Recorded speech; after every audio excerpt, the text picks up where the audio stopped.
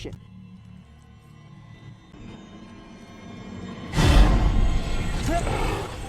Movie start होती है तो हमें एक कार को दिखाया जाता है जो कि हाईवे पर जा रही थी। अब इस कार में 4 लोग मौजूद थे जिनका नाम ब्रायन और डैनी होता है और साथ ही इनकी 2 फ्रेंड्स जिनका नाम बॉबी और कैट होता है। यहाँ पर हमें पता चलता है कि बॉबी और ब्रायन रिलेशनशिप में थे और साथ ही हमें ये भी पता चलता है कि दुनिया में एक ऐसा वायरस फैल चुका है जिससे जो लोग इन्फेक्टेड होते हैं वो तुरंत मारे जाते हैं और ये लोग भी शहर की तरफ जा रहे होते हैं। अब रास्ते में आगे चलते हुए इन्हें बीच रोड में एक गाड़ी दिखाई देती है और उस गाड़ी के पास एक आदमी भी खड़ा था और इस आदमी का नाम होता है फ्रैंक। अब इसे देखकर ब्रायन सभी से अपनी कार की विंडो ऊपर करने के लिए कहता है ताकि वो किसी तरह से भी होने वाले इन्फेक्शन से अपने आप को बचा सके। अब वो आदमी इनके पास आकर कहता है कि मेरे कार की पेट्रोल खत्म हो गई है, लेकिन ब्रायन उसे पेट्रोल देने से मना कर देता है। तभी केट की निगाह उसकी कार में बैठी एक छोटी बच्ची पर पड़ती है जो कि शायद उसी वायरस से इन्फेक्टेड हो चुकी थी क्योंकि उसकी मास्क पर कुछ खून लग रहा था। अब जब ब्रायन को इस बात का पता चलता है कि इसकी बेटी इन्फेक्टेड है तब वो अपनी गाड़ी सड़क के साइड से होकर निकालने लगता है। अब उसे ऐसा करते देख फ्रैंक उसे रोकने की कोशिश करता है, साथ ही एक टूल से उसकी साइड विंडो भी तोड़ देता है। लेकिन यहाँ से कार निकालने के चक्कर में ब्रायन की कार के पेट्रोल टैंक में छेद हो गया था जिससे अब उसकी गाड़ी से फ्यूल निकलने लगा था। अब इसकी वजह से उसकी गाड़ी थोड़ी आगे जाने के बाद बंद हो जाती है और अब इन्हें भी हेल्प की जरूरत थी, इसलिए ये अपना सामान लेकर वापस फ्रैंक के पास आते हैं और वापस आते समय इन्फेक्शन से बचने के लिए अपने मास्क भी लगा लेते हैं ताकि ये वायरस के इन्फेक्शन से बचे रहें। अब इतने में ही फ्रैंक इनसे दूर रहने के लिए कहता है। अब ये लोग फ्रैंक से उसकी कार लेने के लिए कहते हैं लेकिन फ्रैंक इन्हें मना कर देता है। अब ये बात सुनकर ब्रायन अपनी गन निकाल लेता है जिस पर फ्रैंक इनसे कहता है कि मुझे अपनी बेटी के लिए एक सीरम लेना है ताकि मैं अपनी बेटी को वायरस से बचा सकूं।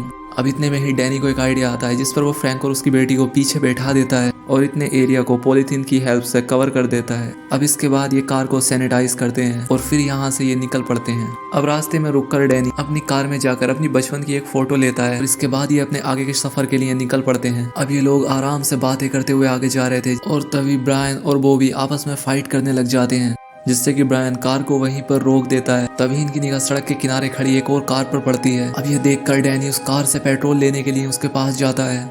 अब जैसे ही वो टैंक खोलने के लिए कार की चाबी लेने के लिए जाता है तो उसमें उसे एक आदमी दिखाई देता है जो कि पूरी तरह से उस वायरस से इन्फेक्टेड हो चुका था। अब उस आदमी का फेस को देखकर डैनी पूरी तरह से डर जाता है क्योंकि उसकी यहाँ पर जान जाने ही वाली थी। अब हमें रात का सीन दिखाया जाता है जहाँ पर ये लोग रेस्ट कर रहे होते हैं और यहाँ पर डैनी फ्रैंक से अपने दोस्त ब्रायन के बारे में बता रहा था। उसे बताता है कि जब वो छोटे थे तो वो समुद्र के किनारे खेला करते थे और दूसरी तरफ ब्रायन अपनी गर्लफ्रेंड बॉबी के साथ रोमांस कर रहा था।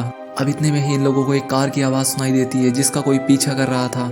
अब ये चीज देखकर ये लोग जल्दी से अपनी आग को कपड़े से बुझा देते हैं ताकि उन्हें कोई देख ना सके। अब इतने में ही हम एक आदमी को कार से उतरकर भागते हुए देखते हैं और इतने में ही वो पीछा करने वाला आदमी उसे मार डालता है। अब सुबह होती है और ये लोग अपने आगे के सफर के लिए निकल पड़ते हैं। अब उन्हें रास्ते में एक लाश दिखाई देती है जो कि एक टावर से बंधी हुई थी। अब इसके बाद ये लोग सिटी में पहुंच जाते हैं और यहाँ पर आकर ये देखते हैं कि वायरस के डर से रास्तों में कोई भी नहीं है। अब इसके बाद ये लोग उस हॉस्पिटल में पहुंच जाते हैं। अब यहाँ पर बॉबी ब्रायन से कहती है कि मैं यहाँ कार में ही तुम्हारा वेट करूंगी और तुम लोग हॉस्पिटल के अंदर चले जाओ। अब इसके बाद ये लोग हॉस्पिटल के अंदर जाते हैं जहाँ पर वायरस से कई सारे लोग मर चुके थे। अब इतने में ही यहाँ पर केट किसी को भागते हुए देखती है। अब ये देखकर ये सभी लोग उसका पीछा करते हैं। अब यहाँ पहुँचने पर इन्हें एक डॉक्टर दिखाई देता है जिसके पास फ्रैंक जाता है और उससे सीरम के बारे में बात करने लगता है। अब हमें यहाँ पर दिखाया जाता है कि डॉक्टर यहाँ पर 2 छोटी बच्चियों की सर्जरी करने वाला होता है। इसके बाद फ्रैंक उसे गन दिखाकर ऐसा करने से रोकता है। अब इसके बाद फ्रैंक गन को वहीं पर रख के वहां से चला जाता है। दूसरी तरफ बॉबी कार में फ्रैंक की बच्ची से बात कर रही थी और इतने में ही उस बच्ची को सांस लेने में परेशानी होने लगती है। अब ये देखकर बॉबी उसे ऑक्सीजन का सिलेंडर लगाने के लिए जा रही थी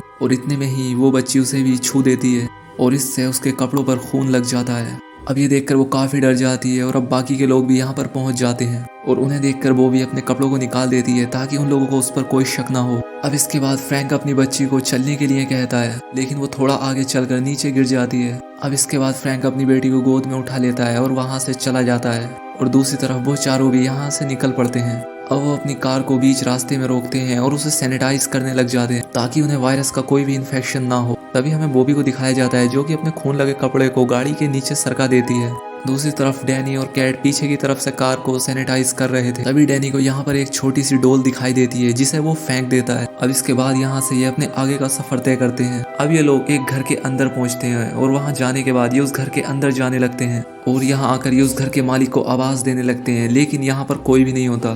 दूसरी तरफ अब बॉबी की तबीयत भी बिगड़ने लगी थी क्योंकि उस पर वायरस का असर होने लगा था। अब ये देखकर ब्रायन उससे पूछता है कि तुम्हें क्या हुआ है, लेकिन वो इससे कहती है कि मुझे कुछ नहीं हुआ है, मैं ठीक हूँ। अब ब्रायन नीचे स्विमिंग पूल के पास जाता है जहाँ पर उसे कुछ दिखाई देता है और इसके बाद वो एक छड़ी से उसे चेक करने लग जाता है। तभी उसे उसमें एक आदमी की लाश दिखाई देती है जो कि वायरस के इन्फेक्शन से मारा गया था। अब ये देखकर वो डर जाता है और पूल में गिरने ही वाला होता है, लेकिन यहाँ पर डैनी आकर उसे बचा लेता है। अब इसके बाद अगले सीन में हमें बॉबी को एक मिनी कार चलाते हुए दिखाया जाता है और इस कार से वो मजा कर रही थी, लेकिन तभी वो मिनी कार पलट जाती है, लेकिन फिर भी उसे कोई चोट नहीं आती। अब इसके बाद ये लोग एक हॉकी से खेलने लगते हैं जिससे कि उस घर के सभी कांच तोड़ देते हैं। इसके बाद हमें दिखाया जाता है कि बॉबी अपने पेरेंट्स से बात करने के लिए उन्हें कॉल लगाना चाह रही थी, लेकिन वहाँ का कोई भी फोन काम नहीं कर रहा था। दूसरी तरफ डैनी और कैट बातें करते हुए जा रहे थे, लेकिन तभी उन्हें कोई दिखाई देता है और इसे देखकर ये लोग भागने लगते हैं और इसके बाद ये एक कमरे में पहुंचते हैं और यहाँ आकर ये लोग छिप जाते हैं, लेकिन फिर भी ये लोग यहाँ पर पकड़े जाते हैं। दूसरी तरफ ब्रायन नीचे रखी एक बोतल से ड्रिंक करने लग जाता है। फिर वो घर की तरफ जाता है जहाँ पर इसे भी वो आदमी दिखाई देता है और इसे देखकर वो छिप जाता है और जैसे ही वो आदमी इसके पास आता है और तभी ब्रायन उस पर अटैक कर देता है, लेकिन तभी वहाँ पर बहुत सारे लोग आ जाते हैं और इसके बाद वो डैनी, कैट और ब्रायन को बंदी बनाकर वहाँ से ले आते हैं। अब इसके बाद इनमें से एक आदमी ब्रायन को मारने लगता है और इसके बाद ये आदमी स्विमिंग पूल में मरे उस आदमी के बारे में इनसे पता करने लगते हैं, जिस पर डैनी इनसे कहता है कि वो भी इसी वायरस के इन्फेक्शन से ही मरा है। अब इसके बाद वो लोग डैनी और ब्रायन से उस जगह से जाने के लिए कहते हैं और बोलते हैं कि ये दोनों लड़कियां यहीं पर रुकेंगी। अब इसके बाद ये लोग उन लड़कियों से अपने कपड़े उतारने के लिए कहते हैं। अब ये देखकर ब्रायन और डैनी भी कुछ नहीं कर पा रहे थे क्योंकि उन सबको बंदूक से पॉइंट कर रखा था, लेकिन जैसे ही बॉबी और कैट अपने कपड़े उतारती हैं तो उन्हें देखकर इन्हें पता चल जाता है कि ये सब भी उस वायरस से इन्फेक्टेड हैं, क्योंकि उनकी बॉडी भी अब लाल रंग की हो गई थी। अब इससे वो मास्क पहने लोग डर जाते हैं और इन लोगों को छोड़ देते हैं।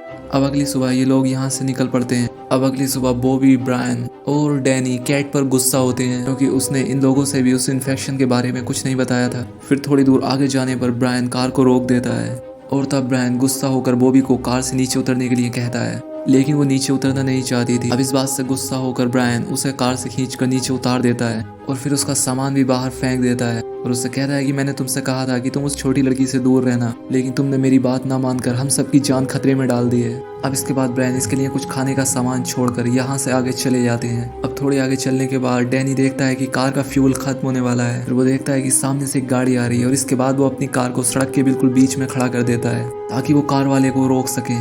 अब सामने से आ रही कार इनके सामने आकर रुक जाती है और इस कार में दो बूढ़ी औरतें बैठी थी।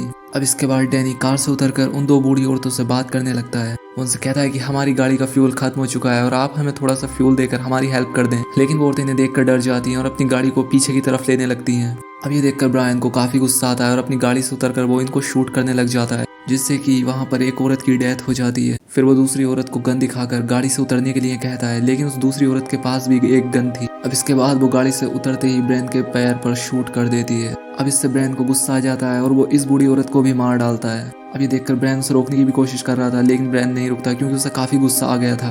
अब क्योंकि ब्रायन के पैर में गोली लग चुकी थी जिसके चलते उसे बहुत ज्यादा दर्द हो रहा था। फिर डैनी उसे गाड़ी में बैठाकर थोड़ी दूर आगे जाता है। फिर इन्हें यहाँ पर एक घर दिखाई देता है। अब ये देखकर वो ब्रायन के लिए दवा लेने के लिए अंदर जाता है। अब घर में जाते ही डैनी एक कुत्ते को देखता है जो कि अपने ओनर को खा रहा था, क्योंकि अब उसका मालिक मर चुका था और अब ये कुत्ता डैनी पर भी अटैक करता है। अब डैनी से शूट कर देता है और इसके बाद वहाँ पर रखी कुछ मेडिसिन लेकर वापस आता है। अब इसके बाद वो ब्रायन के पैर से गोली निकालता है और यहाँ पर वो देखता है कि ब्रायन का पैर भी अब पूरी तरह से लाल हो चुका है, यानी कि अब ब्रायन भी इन्फेक्टेड हो चुका है क्योंकि उसने अपनी गर्लफ्रेंड को किस किया होता है। उसके बाद डैनी और कैट ब्रायन को कार के पीछे बैठाकर आइसोलेट कर देते हैं। अब इसके बाद ये लोग यहाँ से आगे बढ़ने लगते हैं। अब पूरा दिन इन सफर करते करते रात हो गई थी और इसीलिए ये लोग एक जगह पर रुकते हैं जहाँ पर कैट डैनी से कहती है कि हमें ब्रायन को यहीं पर छोड़ देना चाहिए, क्योंकि अगर हम इसे अपने साथ रखेंगे तो हम भी इन्फेक्टेड हो सकते हैं। अब ब्रायन की हालत काफी खराब हो चुकी थी और अब डैनी ब्रायन से कार की चाबी और उसकी गन ले लेता है और वापस कार में बैठकर कार को स्टार्ट करने की कोशिश करने लगता है, लेकिन इसकी गाड़ी यहाँ पर स्टार्ट नहीं हो रही थी। और तभी हम देखते हैं कि ब्रायन